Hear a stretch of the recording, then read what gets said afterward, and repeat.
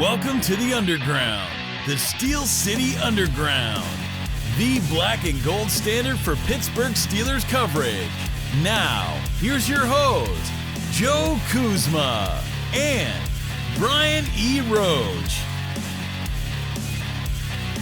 Hello, everyone, and welcome to another edition of the Steel City Underground podcast. My name is Joe Kuzma, and welcome to, as we promised, part 2 of our free agency coverage at the tail end of the week of the new NFL League year. Joining me here to my side once again is Mr. Brian E. Roach. Brian, long time no see, my friend. How you doing?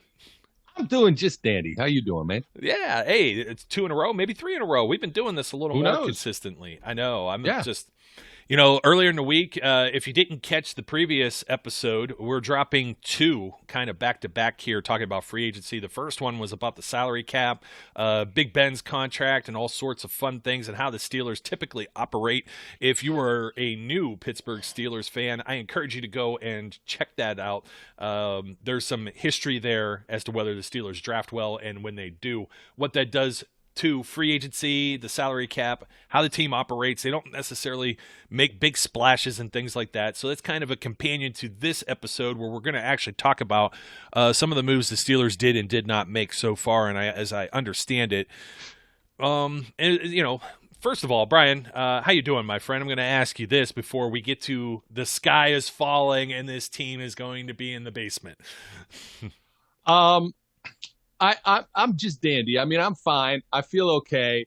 I'm sad about Bud, but I get it. I understand that was just the way it worked. You know, it was my thing, Bud no matter what. Yeah. But I also am realistic enough to know that there was no way that was going to really happen unless there was no market. The Titans, who desperately needed pass rushing, paid premium bucks for it. So second highest contract. Good on Bud. Second highest dollar amount contract out there right now. Trent Williams kind of blew that out the water. Yeah. He got 138 mil, about 56 more than Bud Dupree did. And he's 33, a 33-year-old left tackle signing a 6-year deal. Wow. I don't know, man. He's holding somebody hostage. He's got some blackmail tape somewhere. Bud Dupree, man, we talked about this. COVID, the salary cap, smaller than what a lot of teams had anticipated, especially after signing a new collective bargaining agreement. Again, that's on part 1 of the companion part of this show. So we won't get into the reasons why the Steelers don't have the money on their cap. It's not mismanaged. Is it cap hell? Not necessarily. It's just a little bit of an unprecedented business year for all the teams in the league. As we could see, nobody's interested in signing wide receivers unless you want a pair of crappy ones and overpay them. Then New England, by all means, you still don't want guys that catch the ball. Apparently, I'll still laugh. It's all good. Second-round pick for Mohamed Sanu. and now Kendrick Bourne and Nelson Aguilar. Oh, my. Those are some contracts. I mean, some of the wide receivers went out there, but then there's a handful of them that still hadn't, including one of the Steelers as well. But before I get into that, I didn't want to jump completely to that. Bud Dupree. No, let's leave him to the end. Yeah, Bud Dupree. We would have loved to have that signing back. Maybe if it wasn't a global pandemic situation, the cap is 200-some mil, 20 million more. Maybe they can make some other things work.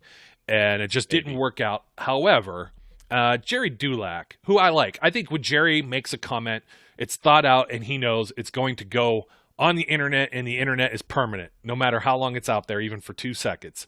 So I always think his opinions are well thought out. The only thing I didn't disagree with this is he's kind of fanning the flames for this free agency panic for the fans that think the Steelers got to make all these big moves in order to be competitive. One of those is the percentage of they lost 43% or whatever of their front 7. Let's pump the brakes on that a little bit, okay? Number 1, Bud Dupree. Got hurt. Okay. Yep. Got hurt. Played, let me see, how many games? Because he got hurt after the other guy. Hold on. I'm going to find. Dupree played, okay, so he missed five games, including the playoff game, so 6. the Steelers drafted Alex Highsmith knowing that this possibility existed last year that Bud Dupree would not be back this year. Alex Highsmith isn't necessarily an unknown and got a little bit of a redshirt season here. He started, okay? When you're saying you're losing starters, when I look at when the season ended, Alex Highsmith was a starter. That's number one for me. Number two, Robert Spillane also was a starter. So the news that kind of surprised me was, I'm sure it may have surprised you. I don't know that I was surprised that Vince Williams was released. I think the timing of it more or less.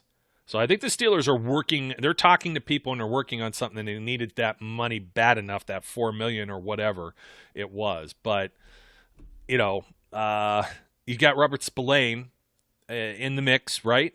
Restricted free agent, tendered, whatever, or he's at least tendered or whatever it is. So there's another starter in your fold next to Devin Bush, who will return as another starter, and TJ Watt's the other linebacker. Okay, you have Cam Hayward, you have Stephon Tuitt. There's 6. How often do the Steelers play in a traditional 3-4? Not often. Not often anymore. No. We talked about Tyson Alualu. This is the one that kind of surprised me. We were wondering, at his age, what do we say? Is he 33? Yes, he's 33 years old, right? And we said, yeah, the Steelers defensive lineman, there's a precedent there. Kimo Von Hohenhofen, Brett Kiesel, Casey Hampton, guys playing in their mid-30s, 35, 36 years old. They could give him a contract, and, he's going to be 34 in May. So, I mean, he's up there. I think he had one of his best seasons this year. I think he had a career renaissance the last 4 years with the Steelers. But let's also not kid ourselves. I love Tyson Alualu. I thought we were starting to put him up there in Potsy territory when it comes to free agent signings. Yeah. Plays 50% of the game, if that. And not primarily as a nose tackle, as a rotational defensive end. So he plays even fewer snaps, which is the reason why Javon Hargrave, his big contract, he made his money because Hayward and or Tuitt got banged up and he was in a reserve role to replace them, got to show everybody what he could do. And yeah, he didn't do a whole lot, you know what I mean, like going over to the Eagles, but he got paid. It was another guy they couldn't retain, and everybody said that they weren't going to be able to replace him. Well, they replaced him. So for me, the sky isn't falling. You got a core of 6 guys there between your 2 defensive ends and your linebackers, of which Spillane won't be on the field a whole ton either because he's not a pass coverage type guy. They'll use some defensive backs and stuff in that sort of role. I'm not sweating bullets on what they lost here with the front 7. Am I crazy for thinking this way? I understand. I understand Bud Dupree's loss. Big. He's fast. Gets after the quarterback, strips sacks. Yeah, that's some big shoes to fill. Vince Williams, Tyson Alualu.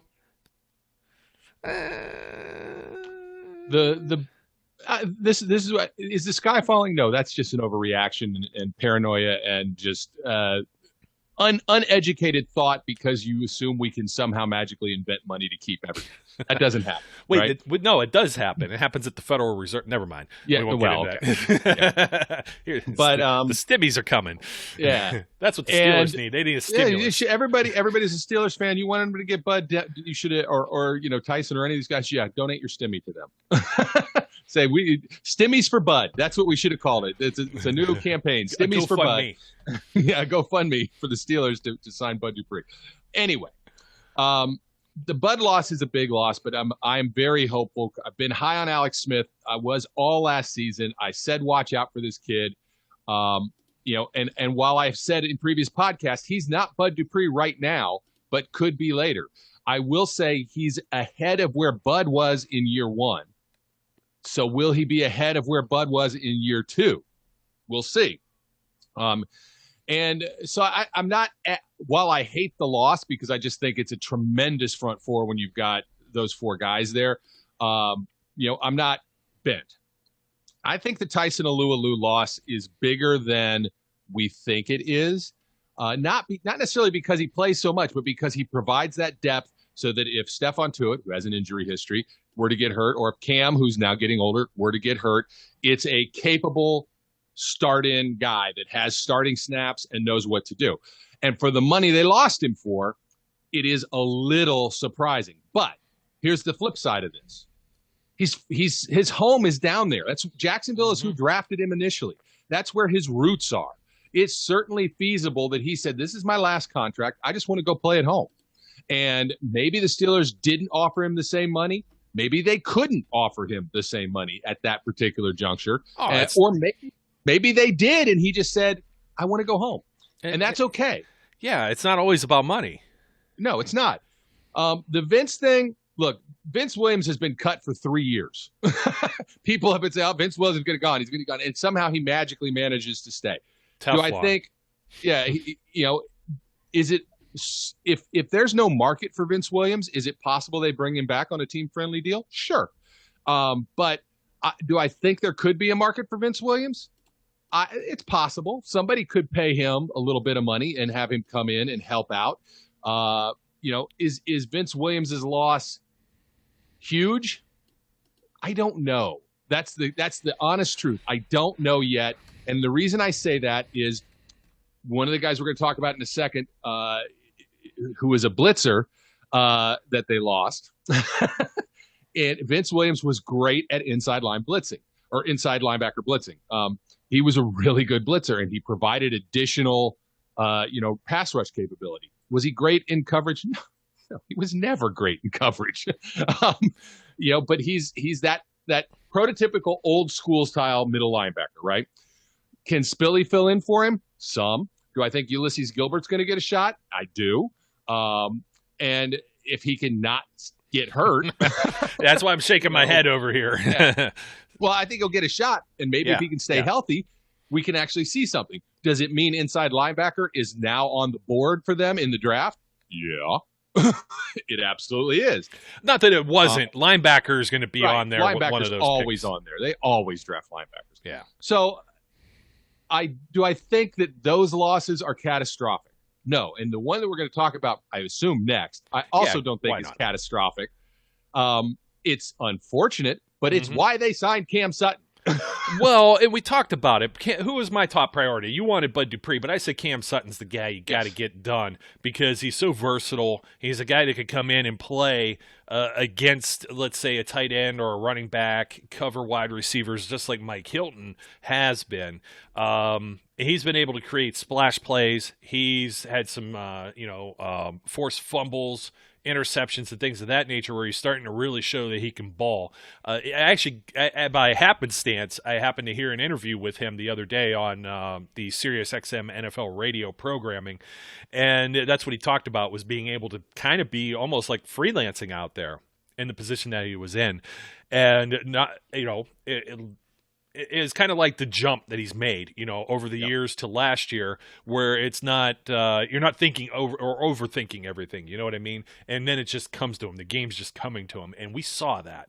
And if that happens to be the case, and I don't know if it was Dale Lawley, Mark Cavalli, one of the beat writers out there, was talking about this really isn't a 2-year deal. This is a 1-year deal, and he's going to get extended again maybe next year. We're going to see what happens. I would assume Joey Hayden, approaching 32 years old, probably on the back end of his career. I don't know. Didn't Ike play at 33 also? But Ike, he wasn't necessarily a starter at the same time either. No, and when he hit that magic number, all of a sudden, Ike lost not just a step, but maybe 2. Yeah. And that's what we're kind of talking about. Vince Williams, too, is 31. Later this year, he'll be 32 in December, almost a Christmas baby. So, they're looking at...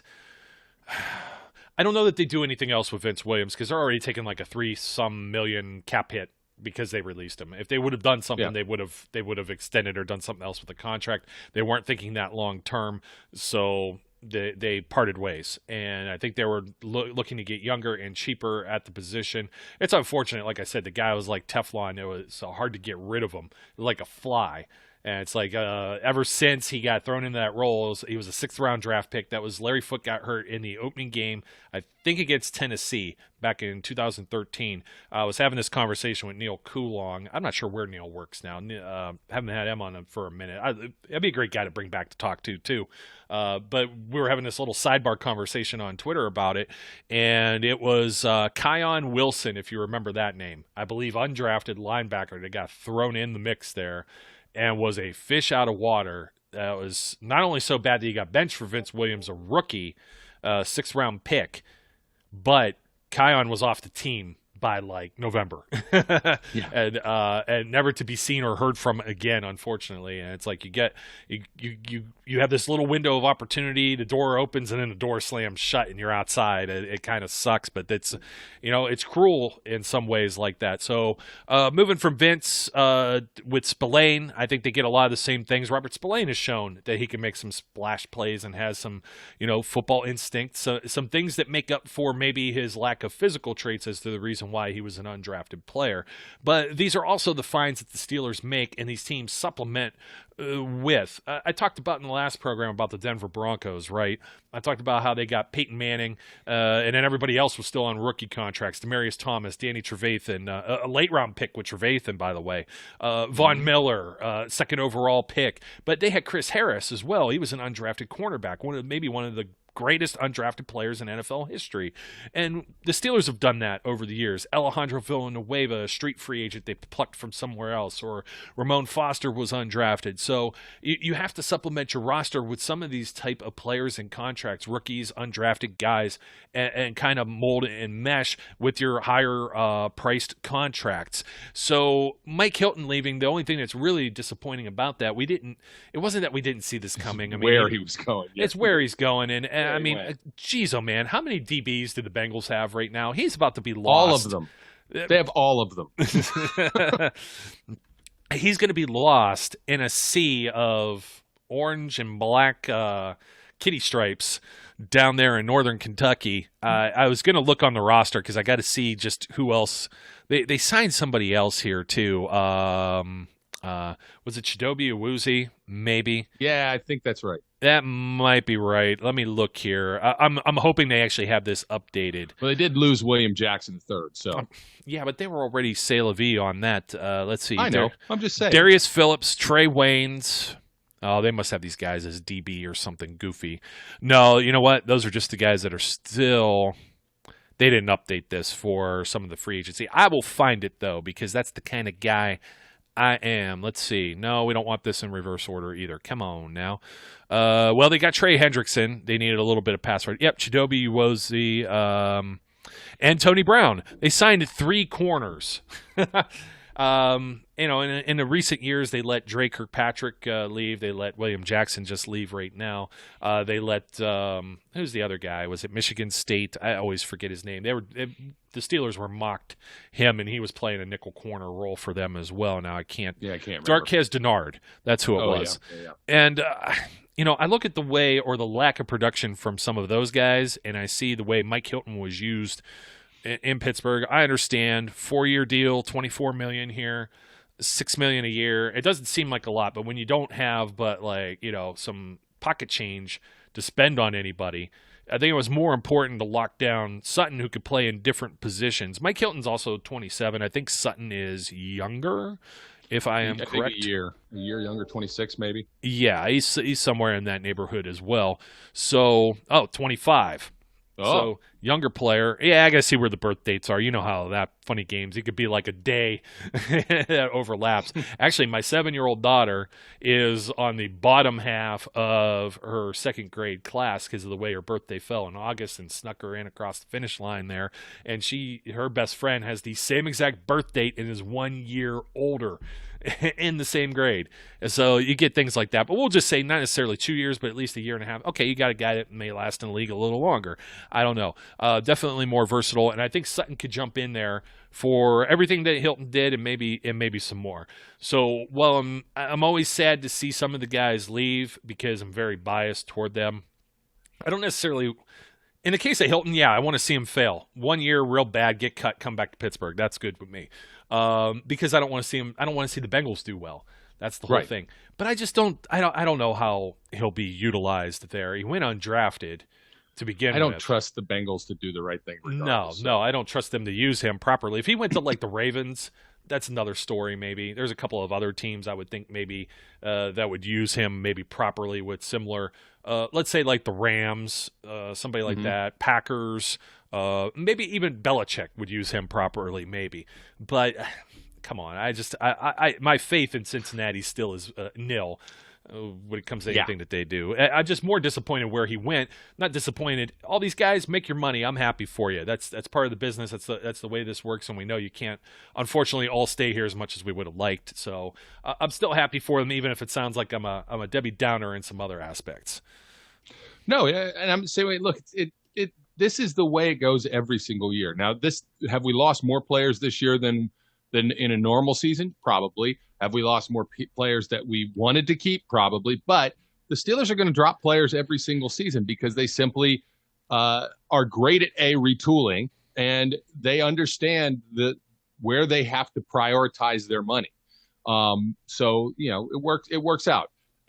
If, as you said in the last episode and a little bit in this episode, if the COVID thing didn't happen, if we aren't in a pandemic, if the salary cap is not 183 but 210, or something else, whatever, who knows? After they sign these big deals with the TV contracts, next year is going to be huge anyway.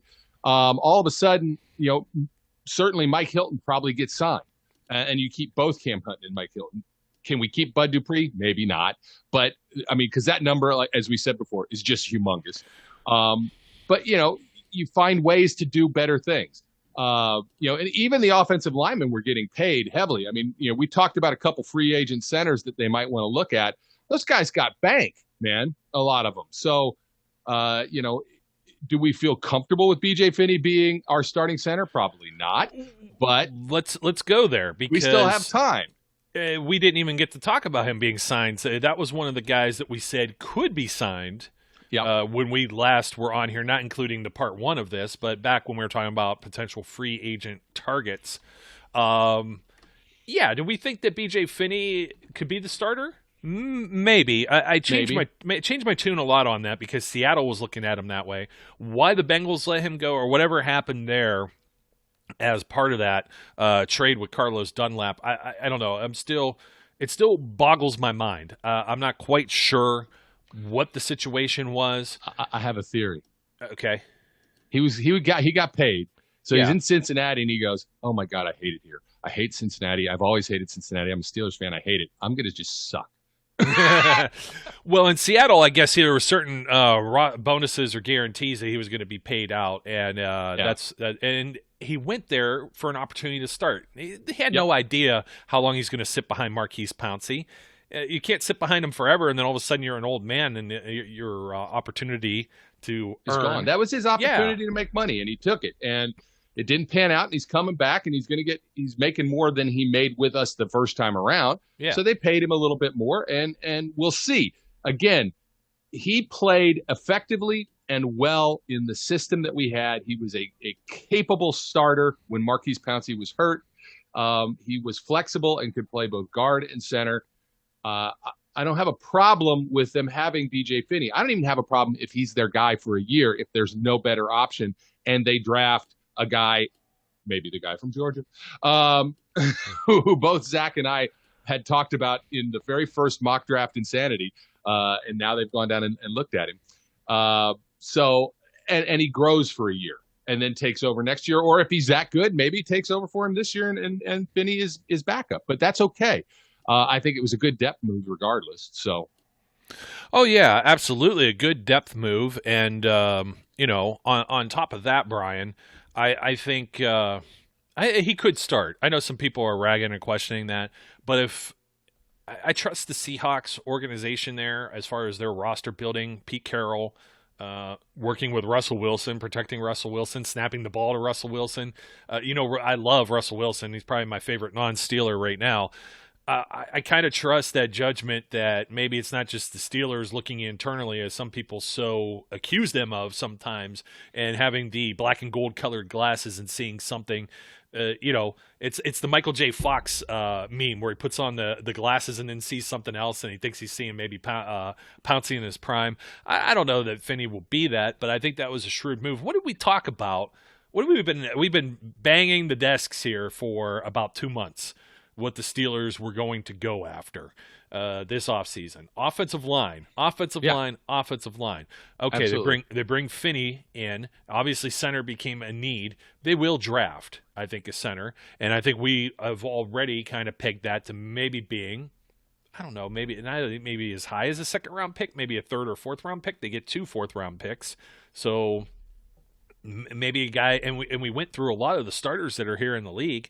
You don't have to go and get a first-round draft pick, especially if there isn't one. There's guys that are undrafted, much like B.J. Finney, who have become solid players and or Pro Bowl level players at the position too. So it's not unheard of. And the other addition here was Zach Banner, and we were already kind of penciling him in as well, maybe starting left tackle. I think Ed Bouchette was saying something about him being a right tackle now. You know what? It doesn't matter to me. You're bringing one of these guys in that was going to be a starter. The Steelers felt comfortable with him as a starter.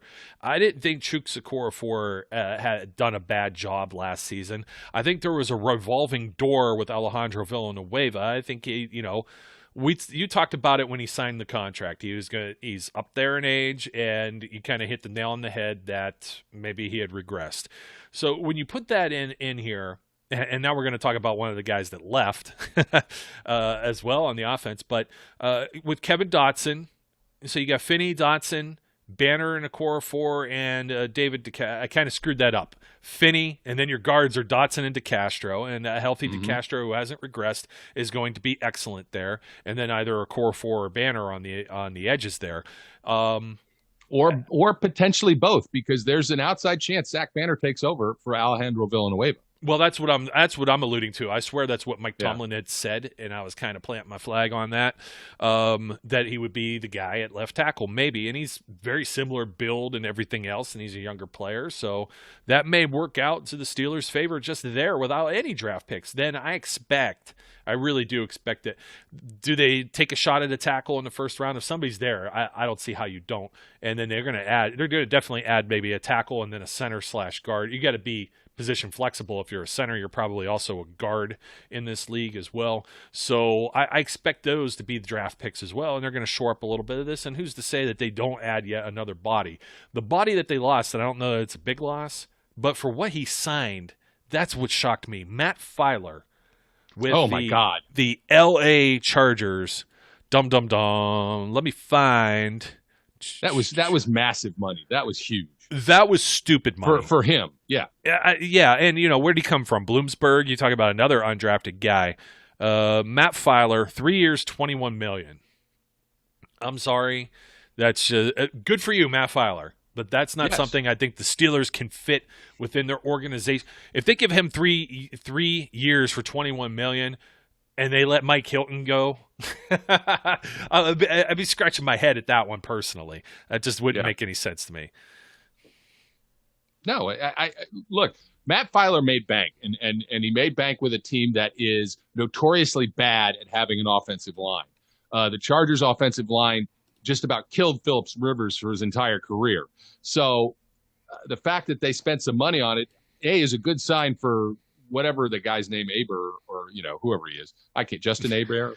I don't know. Justin Herbert. Yeah, Herbert, Aber. Well, there was Aber. It was spelled pretty much the same way. That was back when the Saints were the Aints, wasn't it? Yes. So I'm glad for Matt Filer.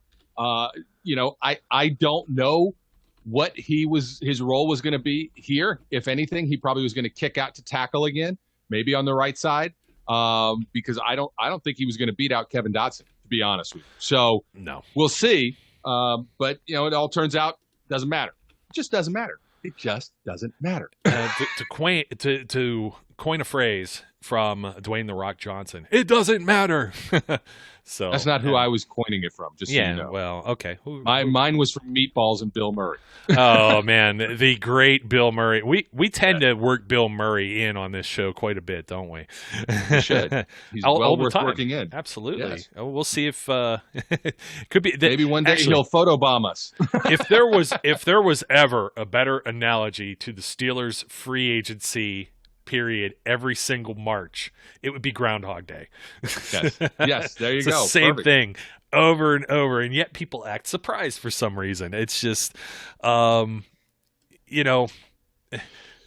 need to adjust their expectations to fit reality as opposed to their fantasies. Absolutely. I was trying to find. Let's see. We covered Dupree, Hilton, Filer. There's still some other men that are unsigned. Wait, we got all the Steelers signings. It was just Finney, Banner, and Sutton. Oh, Ray McLeod was back. So there's another wide receiver in the fold. So they got 4 guys out of that group from last year still, because we're going to be talking about the other one here in uno momento. And I think that's everything, right? Everything seems like it seems like it's right. They're still going to need a punter somewhere, but I think that's why Corliss Waitman was still on the practice squad. They'll bring somebody in off the street or something, or I don't know. Drew Chrisman, 7th round draft pick. Drew There you Chrisman, go. Hey. Ohio State University. Let's talk about something else with this. Right as they stand right now, the contracts that Hilton, Dupree, and Filer have signed could be top 32 contracts in the compensatory draft pick formula. You could get a maximum of 4 picks from this process. The Steelers are looking square in the face at like 3 of them right now. I'm going to actually, and I don't know how the entire formula works versus what they lose to. So I'm assuming there's a couple of things going on here, particularly Juju Smith-Schuster. I wasn't even going to talk about James Conner. I thought for sure that they were thinking that ship has sailed and they probably weren't going to bring him back. So, I mean, could they? They still could on a min deal. Marlon Mack, 1 year, $2 million to probably not get the ball. Yeah.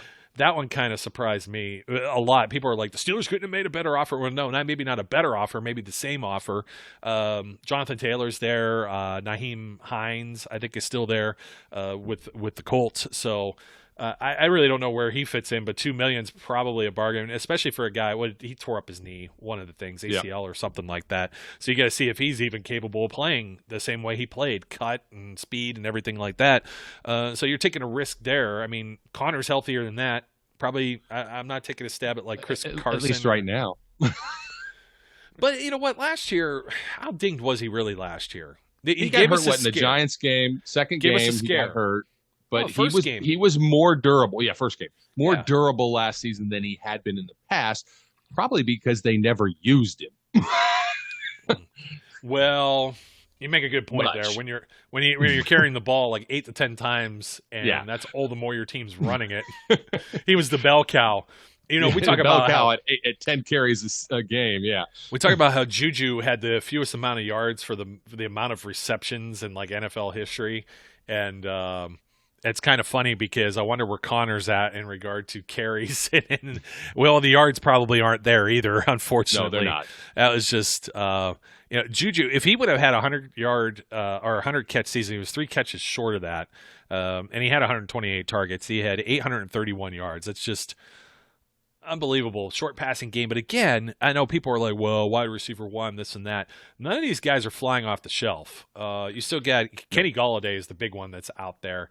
And he's shopping himself to the Bengals, apparently. Now they're picking up the phone and calling teams because the red bat phone there is not ringing for these wide receivers. Apparently, they got GMs and front office executives that are off the record. They can't say them by name, but they're saying the draft is deep as it has been the last few years. Yeah. And they don't want to pay, and they're all stuck in the same pandemic cap situation as well. They don't want to pay double digits. Double digits for wide receivers. Yeah. No. They don't want to. What did Corey Davis get? I don't remember. I mean, I know he went to the Jets, and I know that there's a lot of scuttlebutt that Juju might go to the Jets, but there have been recent tweets that say the Steelers are still engaged and attempting to keep him. So, because, again, if there's no money out there, the Steelers can start to play again. You know what I mean? They can start to become more involved. If Juju's getting $7, $8, $9 million offers for multiple years, maybe the Steelers could come up with something that it says, look, how about we give you this shorter offer? Then when the cap opens up, if you want to leave then, maybe we can work something out better, or maybe you have a better chance at doing more. Who knows? So I wouldn't count. I mean, I kind of thought Juju was gone, just gone. But at this point, because the market is so soft for them, I wouldn't count out the Steelers as trying to finagle some way to keep him. And that's fine with me. I mean, I'm not going to be mad if they keep Juju Smith-Schuster.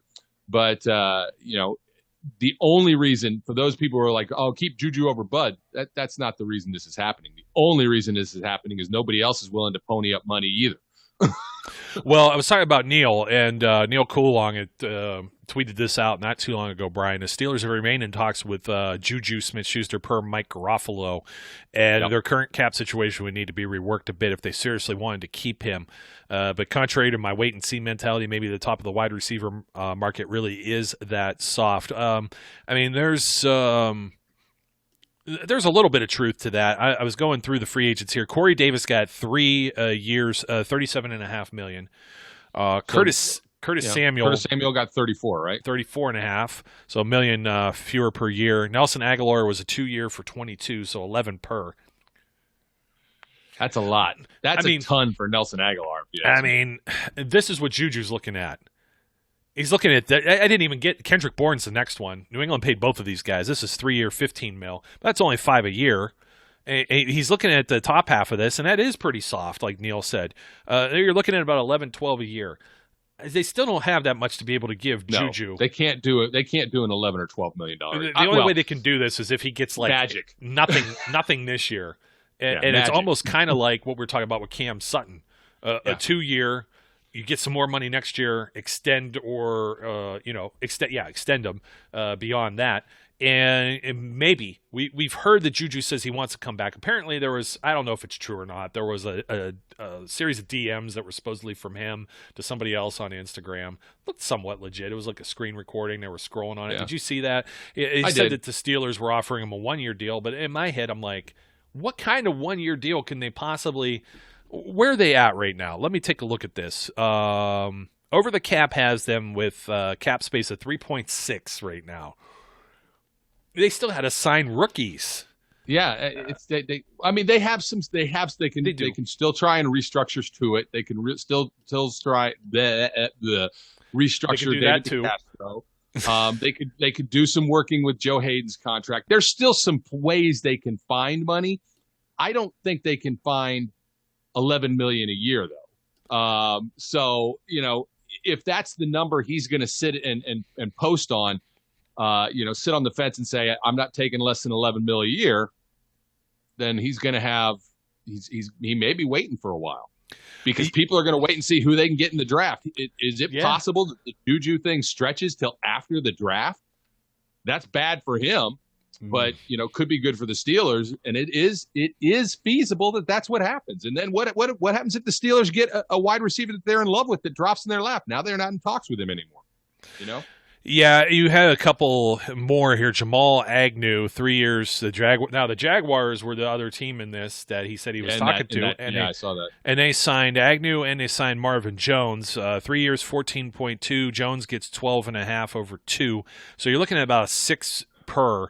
Some of the old guard here, AJ Green, 1 year in Arizona. I don't even know that he makes this roster. 1 year, $6 million. Larry Fitzgerald, a lot of people are saying, oh, well, that means Larry's going to retire. Maybe not. Larry decides he doesn't want to retire, and the team, they seem to be a team that's allowed him to do what he would like with his career and aren't going to shove him out the door.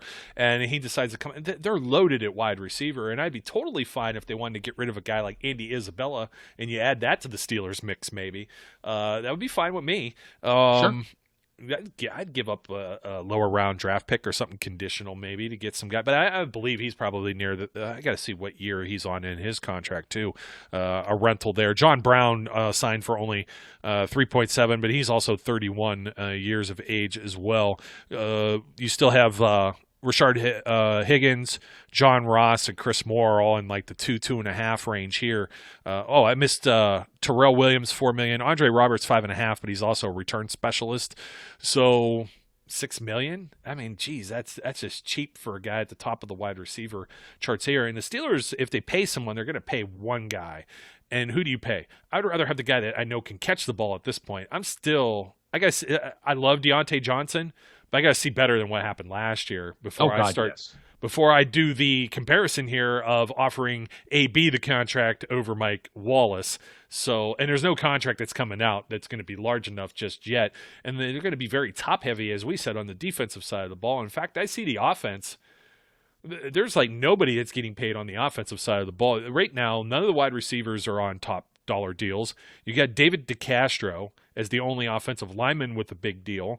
And you got Ben Roethlisberger, who could be gone next year.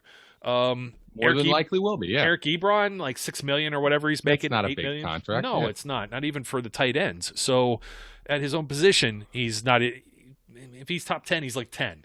You know what I mean? You know, we saw a point in time where receivers were heavily valued and running backs were being undervalued, and running backs remain undervalued. But you know, when you look at the way this wide receiver market is playing out, are people starting to realize that every single year you can get a wide receiver who can you out of the draft, and it doesn't have to be in the first round.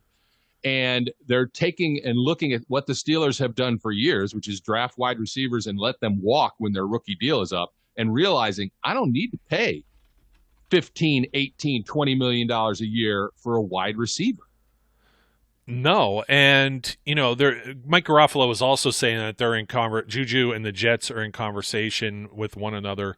Yep.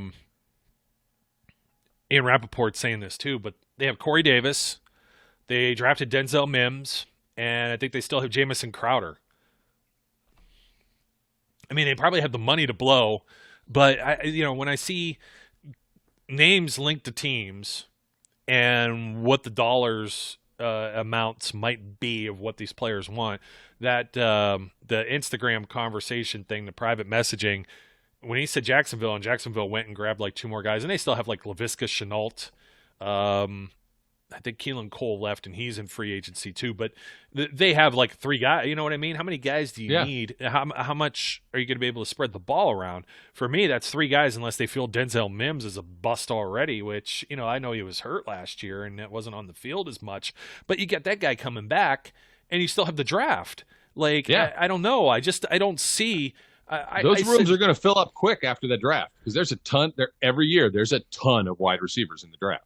Yeah, and I could have saw the Patriots going after him maybe, but with Aguilar and Kendrick Bourne both going there, and all the other money that they spent, Hunter Henry, John L. Smith. Holy crap, man. I'm not – you could crown them the preseason champs right now as far as what some of the additions. Doesn't mean all of those are going to work out or be a fit or guys stay healthy or whatever. Definitely Henry's had some issues with that, but two of the – Did they sign a linebacker too? Yeah, they got a couple of defensive players. I have to go through the list again and see who else they grabbed. Donta Hightower will come back. Judon New England. Yeah, and they're bringing Kyle Van Noy back too. Yeah, Kyle Van Noy back. Ooh, big surprise. I know, it's the most New England thing. Go see if you can get a better deal somewhere else. I mean, the Steelers brought in Hightower. He'll be back after opting out from COVID. They also grabbed Jalen Mills, a safety. Devon Godchow. Let me see who else is here. Henry Anderson. Cody Davis, another safety, and brought back, they brought Ted Karras. So they're saying, center, so they're saying goodbye to Mark Andrews. The Raiders let go of Rodney Hudson, or no, they were going traded him. They traded him to the Cardinals, so he never really hit the market. I don't know that the Steelers couldn't afford him. Slide him in. I don't think they could slide Andrews in either, even if you wanted to. And I want to still say, I know Hudson was like. He was in his 30s also. I want to say Andrews is somewhere in there too, if I'm not mistaken. So, I mean, some of these guys, if you bring them in, you're looking at maybe a few years. Oh, I'm sorry, Andrews. No, did I say Mark Andrews? That's the guy from What's the name of the center? Yeah, what's the Patriot center that they're letting go? David Andrews. Sorry, brain fart. David Andrews is 28, so he's the youngest, I think, of the guys that are kind of floating around there. And that Patriot way rub for him will probably get him paid by someone that needs to fill that position as well. So we will see how some of the rest of this plays out. I don't have any targets for the Steelers beyond bringing back Juju, and when they do that, that's probably it. There's nothing else going on. If they do that, yes, that I don't think they can possibly do anything else, right? If they manage to bring Juju back, there's just nothing else they could do. But I don't know that they're going to get it done. We'll see. And like I said, I think Juju's clock is ticking right now because, even though I just said, is he lingering after the draft? If he's lingering after the draft, he's not getting paid at that point. Yeah. So he's got a limited amount of time to make this deal happen. And at some point, he's going to take something that he didn't want. Kind of like Le'Veon Bell. Yeah. Maybe, I don't know. He's probably looking at that too. Yeah, make no mistake about it. The same things we just said about living in New York and things like that. What's really appealing to him in that case, Bell, how that all flamed out, the way the whole Jets organization is just not good. And he's probably thinking the same thing, like, I could still have the glory and the money maybe if I stay in Pittsburgh. He didn't say that he necessarily wanted to leave. But I think he was just under the impression that the Steelers didn't have the money and they weren't going to be able to get the deal done. His agent probably promised him the farm, you know what I mean? And now he's not getting the farm. James Conner's still hanging around out there. Al Villanueva has not been signed. I expect him to retire, seriously, I would think. I don't know what's going to happen with him. If he can get money from somebody, then I think he'll get it. But I can't. There's a lot of scuttlebutt. The Steelers are really trying to maintain or retain him. I don't know why.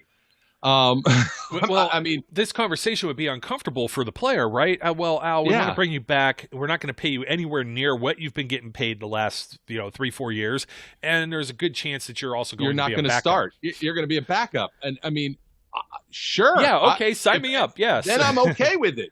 But if they bring him back expecting him to start, they're making a mistake in my mind. No, absolutely. He's a liability in the run game, and regardless of the wizardly world of PFF and their rankings that don't take into account the fact that the ball comes out in three tenths of a second. He gets blown up in pass protection. He does. If Ben holds the ball at all for more than that short span of time, Al was a liability. I'm sorry. And I love Alejandro Villanueva. I got it. I got the helmet back there. I love the guy, but sometimes it's over. I mean, just based on what I just said, and if you're in his shoes and having that conversation, if nobody else is offering me, I would say no, thank you. I think I'm done. Yeah. Why do I need to? I made millions and millions of dollars. And just go live your life. Go get on with your life's work, my friend. Yeah, definitely. So anyways, Brian, I guess that pretty much puts a bow on this. I mean, the Steelers wrapped up 2 offensive linemen, one formerly their own, one of their own. Yep. And the wide receiver group, they could roll with the 4 that they've got. We're kind of anticipating that they will draft a running back. They'll draft more offensive linemen. And they'll draft a wide receiver at some point and a linebacker. They'll do it. They'll draft all those things. They always do. They will. 8 picks, right? They got plenty to work with there. They could probably take 2 linemen. Just shooting my shot here at the top of the – and a DB. They'll grab like a corner or something. Maybe even somebody that can play nickel that they get maybe in the mid-rounds, which would be just fine. You look at – here's another guy that gets paid a lot of money. Tavon Young over with the Baltimore Ravens as a nickel corner. And they got a lot of money invested in that secondary. And again, the rookie quarterback contracts allow you to have a little more freedom with your spending when you're not having to pay Lamar Jackson yet.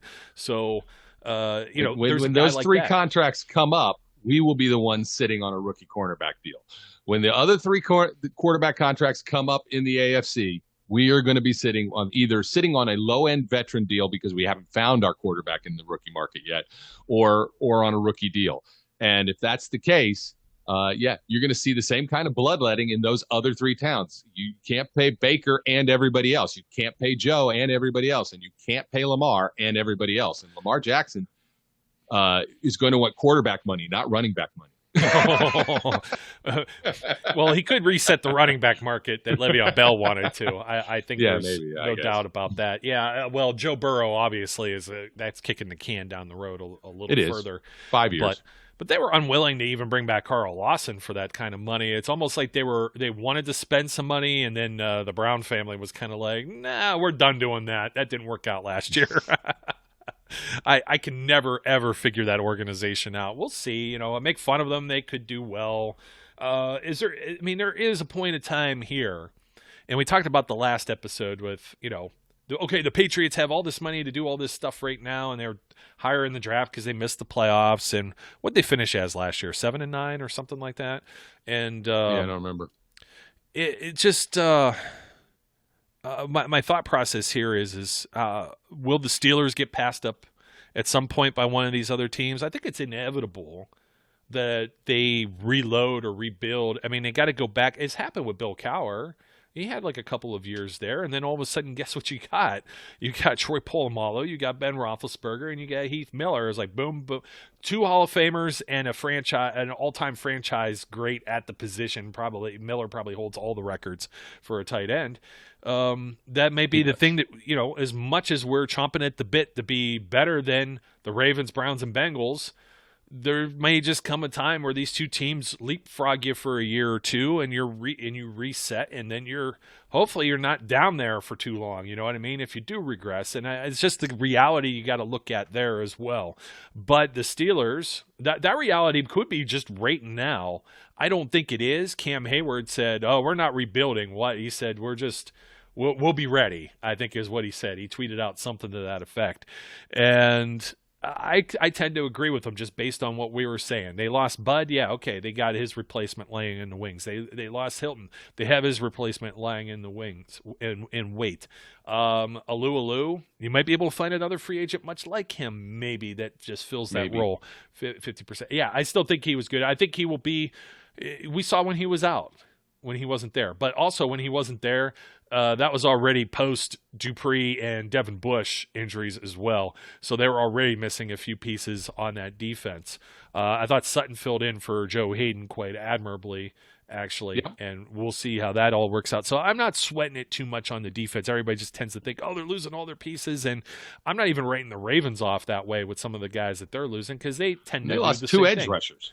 Yeah, they tend to do the same exact. Well, Yannick Ngakoue too, but they traded for him, and that's how they brought him in. They traded for Calais Campbell, so there's still things there.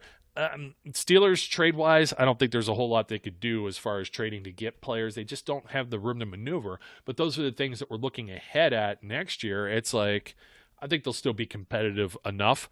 We saw most of these guys play against the Browns in Week 17 and be somewhat competitive, and those are guys that weren't playing every day, every down all the way through the season. You get them a season's worth or a half season's worth of experience, and they're more seasoned pros. I'm not sweating it as much, and you still don't know what's going to come in the draft. They get another. You're talking about this stuff last year too, and then they go and they grab Chase Claypool and Alex Highsmith. They go and do those kind of moves again. They'll be just fine. I'm not worried about it. I'm with you. I got nothing to add to that. I'm with you. I will say this. I think if the Jets, because the Jets seem to be the other team that's in the Juju market, or unless somebody surprising comes in and blows an offer out of the water, if the Steelers can maneuver a deal that's a 3-year deal, that the money is offloaded to years 2 and 3, and he's got a minimal hit this year, I think he stays here instead of goes to the Jets. I mean, at the worst case scenario, would you rather go somewhere there short term? He's still young, but kill your career. Or you're going to stay somewhere where you're making the hay that's giving you an opportunity at the big contract, and then you either land another big contract staying in Pittsburgh, or then they finally say, well, you know what, we got to invest in Chase Claypool or Deontay Johnson, and thank you for your time here. And then he moves on, and he still gets a bigger contract with a bigger cap and more money. These are the conversations that are happening. I think that would be the smarter move, and that's the biased move for me. But I still think that's a smarter move than going somewhere, especially where you might be playing behind. I don't like that situation with the guys they got. The Jets have enough wide receivers, and so do the Steelers. The Steelers would be fine if Juju leaves too. So I would prefer he stays. I think he's the most reliable target that they have, and I think he will give the offense a boost. It's good for Ben, however long Ben ends up staying, et cetera, et cetera. And I think I just shot this your way too. Pro Football Talk is now on this same conversation, so everyone's picking up on it. We're very timely here, my friend. Any parting thoughts? I think we've got we've wrangled everybody that we needed to talk about here. I don't think we missed anyone, so to speak, because, again, if they bring Connor back, then they draft a guy who's off the roster. You know what I mean? There's just not enough room in that running back room. Jalen Samuels. Yeah, it would sorry. It would have to be. It would have to be, you would think. So I guess we'll see. And one more parting shot. Yeah, well, we were thinking, Bud Dupree's going to come back. Mike Hilton's going to come back. You got all of this funny money. We don't live in a reality. We live in a fantasy where we'll also get J.J. Watt. Oh, yeah. How's that working, man? That's just that wasn't going to work. That wasn't going to work. And to that degree, the Cardinals let Hassan Reddick go somewhere else in free agency after he blew up last year. And they're betting on happens. Look, it happens. Count your blessings that you probably are going to have the money to keep TJ Watt here for the rest of his career. Probably. And again, just count your lucky stars that looks like it will be the case. So we will see. And I'm going to say even the same thing with Philip Lindsay having his tender, his restricted. They rescinded it. Yeah, they rescinded it, and he gets into the mix. But when you're talking about like guys like, I'm sorry, there isn't the money there. Nor am I taking a risk on somebody like Chris Carson or Philip Lindsay over some of the top guys in this draft. The top guys in the draft could totally bust too, and you don't have the money tied up into the other guys who could bust. I would rather bust in the draft. If you're thinking about the worst case scenario with the ceiling and the floor, give me the guys in the draft. Yep, I'm with you. I'm still on I want to tackle in the first round and Javonte Williams in the second. That's where I'm sitting. That's what I want. That is exactly where I'm sitting. And third round, I'm going to say DB or wide receiver. I'm going to say third. Or linebacker. I'm okay with the linebacker. Yeah. The 3 picks that are going in round 3 and the 2 in round 4. Defensive back, linebacker, center guard. That's I think they'll be able to get the Georgia guy in the 3rd or the 4th. So I'm good with all of that. That would be ideal. Tremendous. Speaking of draft, I am going to do this now that we've gotten through the majority of free agency. We might have. What if we have a big splash thing that ends up coming up this weekend or beginning of next week? I'm not saying I'm doing it now. I'm just saying I'm going to do it.